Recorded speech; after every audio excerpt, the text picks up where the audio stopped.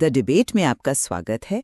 आज हम बात कर रहे हैं एक ऐसी किताब की जो करीब 2500 साल पुरानी है, लेकिन आज भी दुनिया भर के सीईओज, जनरलों और कोचों की बुकशेल्फ पर मिल जाती है। सन त्सु की द आर्ट ऑफ वॉर। बिल्कुल। और सवाल सिर्फ ये नहीं है कि ये किताब इतनी मशहूर क्यों है, बल्कि असली सवाल ये है कि क्या ये सच में उतनी काम की है? क्या इसके सिद्धांत आज के बिजनेस और जिंदगी में वाकई कोई रास्ता दिखाते हैं, या फिर हम बस एक प्राचीन टेक्स्ट का गलत मतलब निकालकर उसे जरूरत से ज्यादा अहमियत दे रहे हैं? मैं तो ये मानती हूँ कि ये किताब समय के साथ पुरानी नहीं होती। ये सिर्फ युद्ध के बारे में नहीं, बल्कि किसी भी चुनौती को समझदारी और रणनीति से जीतने की कला सिखाती है। इसकी बातें हर दौर में हर किसी पर लागू होती हैं। और मेरा नज़रिया यहाँ थोड़ा अलग है। मुझे लगता है कि ये एक ऐतिहासिक रूप से बहुत ज़रूरी किताब है, लेकिन इसे आज की दुनिया पर लागू करना वैसा ही है जैसे एक पुराने नक्शे के सहारे किसी नए शहर में रास्ता ढूंढना।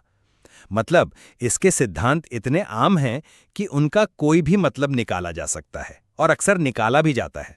तो चलिए शुरू करते हैं। देखिए, द आर्ट ऑफ वॉर की सबसे बड़ी ताकत यह है कि ये हमें सीधे टकराव से बचना सिखाती है। इसका सबसे मशहूर सिद्धांत है, सबसे बड़ी जीत वो है जो बिना लड़े मिल जाए।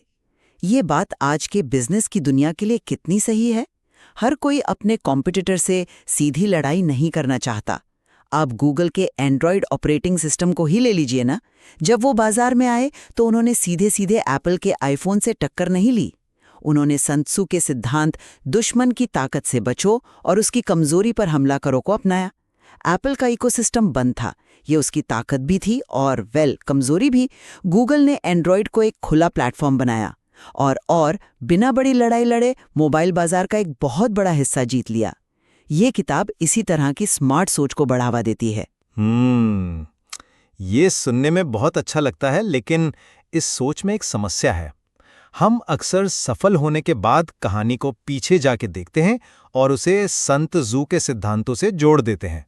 क्या गूगल के इंजीनियरों ने सच में सन त्सु को पढ़कर एंड्रॉयड बनाया था, या उन्होंने बस एक अच्छी बिजनेस रणनीति अपनाई थी?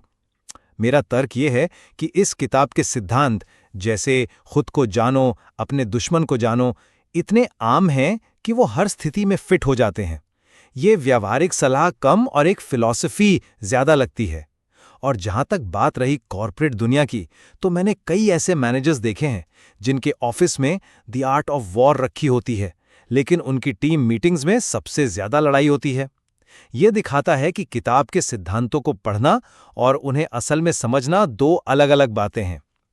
बिजनेस में हर कॉम्पिटिटर को दुश्मन समझना एक बहुत ही नेगेटिव और जीरो सम सोच को जन्म देता है। नहीं, आपने दुश्मन शब्द का जिक्र किया और मुझे लगता है कि यहीं पर लोग सबसे बड़ी गलती करते हैं। वो इसका शाब्दिक अर्थ निकालते हैं। सन त्सु के लिए दुश्मन सिर्फ कोई दूसरा इंसान या सेना नहीं है। दुश्मन कोई भी बाधा हो सकती है। बाजार में आया कोई नया बदलाव, एक नई टेक्नोलॉजी, या आपकी अपनी कंपनी के अंदर की कोई कमी। ये किताब हमें एक तरह की सिचुएशनल अवेयरनेस या स्थितिजन्य जागरूकता सिखाती है। ये कहती है कि मैदान में उतरने से पहले अपना होमवर्क करो। आज की भाषा में इसे हम मार्केट रिसर्च, स्वॉट एनालिसिस कहते हैं।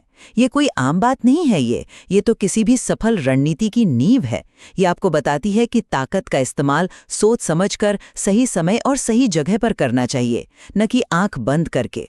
ठीक है, मैं मानता हूं, लेकिन क्या ये विचार सच में इतना अनोखा है जो सिर्फ इसी किताब से मिला हो? कोई भी अच्छा लीडर आपको यही बताएगा कि प्लानिंग करो, अपने कॉम्पेटिटर को समझो। इसके लिए 2500 साल पुरानी किताब की जरूरत क्यों?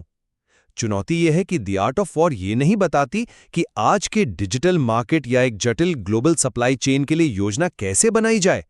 ये आपको क्या करना है ये बताती है, लेकिन कैसे करना है इस पर यह बिल्कुल चुप है। मान लीजिए आप एक स्टार्टअप चला रहे हैं और आपको अपना अगला फंडिंग राउंड उठाना है। सन त्सु आपको ये नहीं बताएंगे कि आपकी पिच डेक कैसी होनी चाहिए। इसलिए इसके सिद्धांत अमूर्त और कभी-कभी दिशाहीन महसूस हो सकते हैं। यहीं पर मैं आपसे बिल्कुल सहमत नहीं हूं। ये किताब आपको कोई बना बनाया फॉर्मूला या टू डू लिस्ट नहीं देती, और एक्चुअली यही इसकी खूबसूरती है। ये आपको सोचना सिखाती है, एक फ्रेमवर्क देती है। जब सन त्सू कहते हैं जानो कि कब लड़ना है और कब नहीं, तो वो आज के फाउंडर को यही सिखा रहे हैं कि अपने सीमित संसाधनों को कहाँ लगाना है। क्या आपको अपने सबसे बड़े कॉम्पिटिटर से प्राइस वॉर में उलझना चाहिए, या फिर एक ऐसे नए मार्केट सेगमेंट पर ध्यान देना चाहिए जिसे सब नज़रअंदाज कर रहे हैं? ये मानसिकता बनाने वाली किताब है, कोई टूल किट नहीं। ये आपको बताती है कि हर लड़ाई जीतने लायक नहीं होती। ये कितनी गहरी और व्यावहारिक बात है। पर क्या हम इस दुश्मन वाले रूपक को कुछ ज्यादा ही नहीं खींच रहे हैं? आज की दुनिया सिर्फ प्रतिस्पर्धा की नहीं बल्कि सहयोग की भी है। कोऑपरेशन यानी अपने प्रतिस्पर्धी के साथ मिलकर काम करना एक बहुत बड़ी और सफल रणनीति है। सैमसंग एप्पल के आईफोन के लिए डिस्प्ले स्क्रीन बनाता है, जबकि वो दोनों स्मार्टफोन बाजार में सबसे बड़े कह सकते हैं दुश्मन है।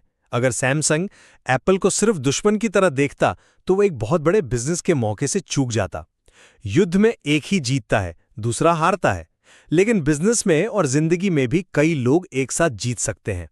सन त्सू का फ्रेमवर्क इस तरह की जटिल और मिलीजुली सच्चाइयों को समझाने में नाकाम रहता है।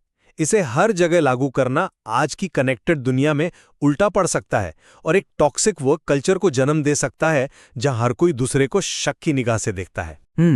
आपने सहयोग की बात की, जो दिलचस्प है, लेकिन ये मुझे इस किताब के सबसे बड़े सवाल पर लाता है। क्या इसकी बातें आज भी उतनी ही सच हैं, या हम बस एक पुरानी किताब को आज के दौर पर थोपने की कोशिश कर रहे हैं? मेरे हिसाब से इसकी सदियों से चली आ रही लोकप्रियता ही इसके कालातीत होने का सबसे बड़ा सबूत है। अनुकूलनशीलता यानी अडैप्टेबिलिटी, अनुशासन, धैर्य और शांत दिमाग से निर्णय लेना, ये ऐसे गुण हैं जो हर युग में, हर क्षेत्र में सफलता के लिए जरूरी है। ये किताब इन्हीं मूल सिद्धांतों पर आधारित है। जब हालात तेजी से बदल रहे हों, जैसा कि आज की टेक्नोलॉजी की दुनिया में होता है, तो सन त्सू की अपने दुश्मन के अनुसार अपनी रणनीति बदलो वाली बात और भी ज्यादा प्रासंगिक हो जाती है। मुझे लगता है इसकी लोकप्रियता का कारण कुछ और है। इसका कारण इसकी व्यावहारिक उपयोगिता से ज्यादा इसका रहस्यमयी आकर्षण और आसानी से कोट किए जा सकने वाले सूत्र हैं। ये एक तरह की स्ट्रैटेजिक डेप्थ या रणनीतिक गहराई का दिखावा करती है। किसी मीटिंग में all warfare is based on deception जैसा कोड बोल देना आपको बुद्धिमान दिखाता है, पर क्या इसका असल में कोई मतलब है? ज्यादातर विचार जैसे योजना बनाना या स्थिति को समझना किसी भी समझदार मैनेजर के लिए स्वाभाविक है। ये प्रभावशाली जरूर है, लेकिन हम इसे बिना सोचे समझे हर स्थिति में लागू नहीं कर सकते। ये एक तरह का कन्फर्मेशन बायस बन जाता है। एक सफल फैसला लेने के बाद कोई भी कह सकता है कि उसने द आर्ट ऑफ वॉर के सिद्धांतों का पालन किया, लेकिन क्या वो सफलता सच में उस किताब की वजह से मिली, या वो बस एक अच्छा बिजनेस निर्णय था जो किसी भी तरह लिया जाता? इसकी अस्पष्टता ही इसे सार्वभौमिक बनाती है, लेकिन यही अस्पष्टता इसे व्यावहारिक रूप से कम उपयोगी भी बनाती है। लेकिन ये तो किताब के प्रभाव को कम करके आंकना होगा। ये सिद्धांतों की किताब है, नियमों की नहीं। इसका मकसद आपको एक निश्चित जवाब देना नहीं, बल्कि सही सवाल पूछने के लिए उकसाना है। इसका एक सिद्धांत है कि मन की स्थिति भी जीत हार तय करती है। ये बात आज के हाई प्रेशर कॉर्पोरेट माहौल में कितनी सही बैठती है। ये हमें सिखाती है कि दबाव में शांत रहकर सही फैसले कैसे लें। ये आपको एक मनोवैज्ञानिक बढ़त देती है। आप सिर्फ अपने कॉम्पिटिटर की चालें नहीं देख रहे, बल्कि आप अपनी टीम के मनोबल और अपनी खुद की मानसिक स्थिति पर भी ध्यान दे रहे हैं। ये एक 360 डिग्री व्यू है जो अक्सर लोग भूल जाते हैं। और मैं कहूँगा कि यही इसकी सबसे बड़ी कमजोरी भी हो सकती है। जब सिद्धांत इतने व्यापक और खुले हों, तो कोई भी व्यक्ति उनमें अपनी मर्जी का कोई भी मतलब निकाल सकता है। एक ही सिद्धांत का इस्तेमाल करके एक कंपनी विलय का फैसला ले सकती है और दूसरी आक्रामक विस्तार का। तो फिर सिद्धांत ने असल में मार्गदर्शन कहाँ किया? ये प्रेरणादायक हो सकती है, इसमें कोई शक नहीं। ये आपको रणनीति के बारे में सोचने पर मजबूर कर सकती है, लेकिन ये एक निर्देशात्मक गाइड नहीं है। इसे आधुनिक बिजनेस की नियम पुस्तिका मानना एक बहुत बड़ी गलती होगी, और ये एक ऐसी गलती है जो बहुत से लोग करते हैं। अंत में मैं यही कहूंगी कि द आर्ट ऑफ वॉर रणनीतिक सोच के लिए एक शक्तिशाली मानसिक ढांचा देती है। इसके सिद्धांत भले ही प्राचीन हो, हमें तैयारी, कुशलता और मनोवैज्ञानिक ताकत के बारे में उन तरीकों से सोचने पर मजबूर करते हैं जो आज भी सफलता के लिए जरूरी हैं। यह हमें सिखाती है कि जीत हमेशा ताकत से नहीं बल्कि बुद्धि से मिलती है, और सबसे अच्छी लड़ाई वो है जिसे शुरू होने से पहले ही जीत लिया जाए। और मेरा निष्कर्ष ये है कि ये किताब रणनीति पर एक महत्वपूर्ण ऐतिहासिक ग्रंथ है जिसे पढ़ा जाना चाहिए, लेकिन इसे एक प्रैक्टिकल गाइडबुक की तरह नहीं बल्कि एक दार्शनिक टेक्स्ट की तरह पढ़ा जाना चाहिए।